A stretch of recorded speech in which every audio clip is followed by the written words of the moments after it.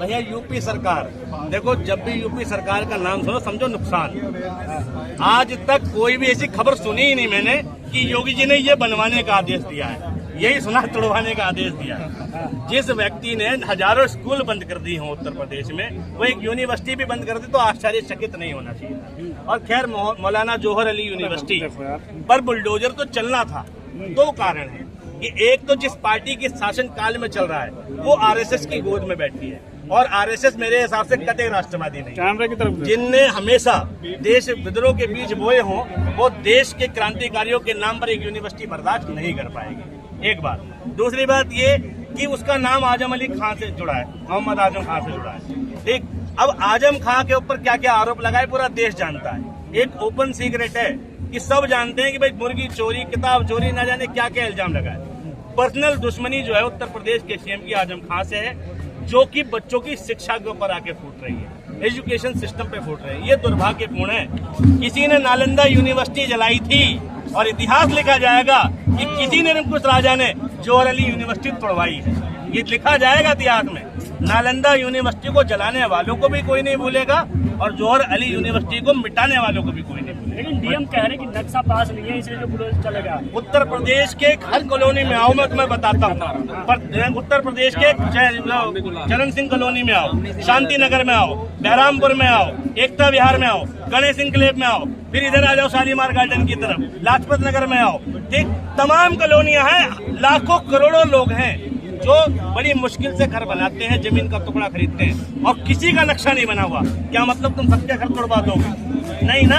तुम जब नक्शा बना हुआ नहीं रहता तुम वहाँ बिजली का कनेक्शन देते हो, बिना नक्शे के तुम पानी का कनेक्शन देते हो, बिना नक्शे के तुम रजिस्ट्री पे टैक्स लेते हो, नोटरी करते हो, तुम सारा पैसा लेते हो बिना नक्शे के।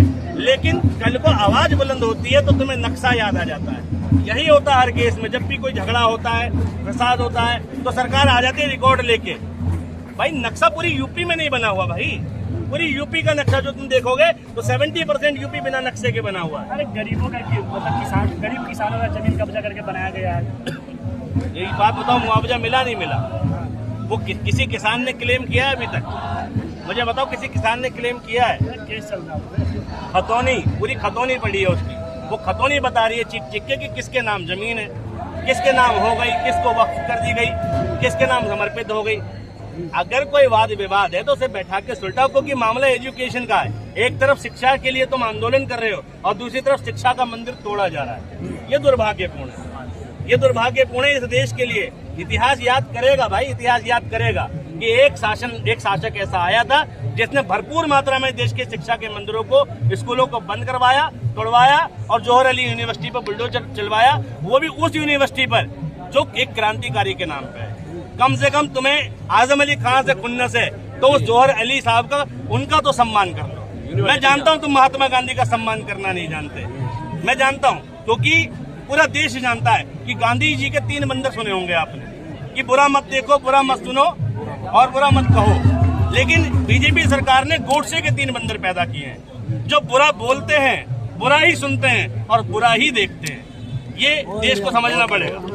तो जो गोडसे के 3 बंदर हैं वो सत्ता के शीर्ष पदों पर भी बैठे हैं, जो बुरा ही देख पा रहे हैं, किसी चीज में अच्छा ही नहीं देख पा रहे। यूनिवर्सिटी में यूनिवर्सिटी नहीं देख रहे, मुसलमान देख रहे हैं। ये दिक्कत की बात है। तो जो बुरा देख रहे हैं और बुरा सुन रहे हो, बुरा ही कर रहे हैं।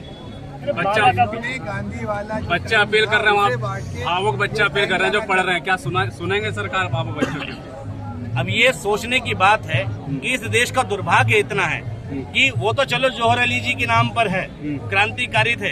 ये जिस धर्म को मानते हैं, माँ वैष्णो देवी के नाम पर एक कॉलेज था, मेडिकल कॉलेज, जब उसकी मान्यता रद्द करा सकते हैं अपनी राजनीतिक लक्ष्यों की प्राप्ति के लिए, तो मौलाना जौहर अली तो बहुत छोटी बात होगी।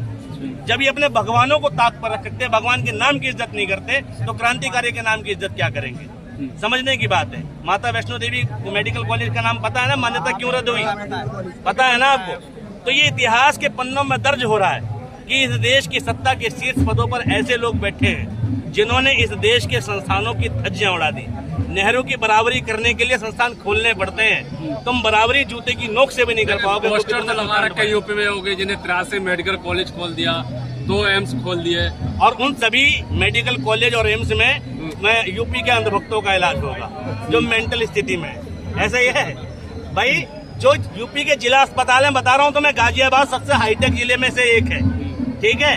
गाजियाबाद, ध्यान से सुनना।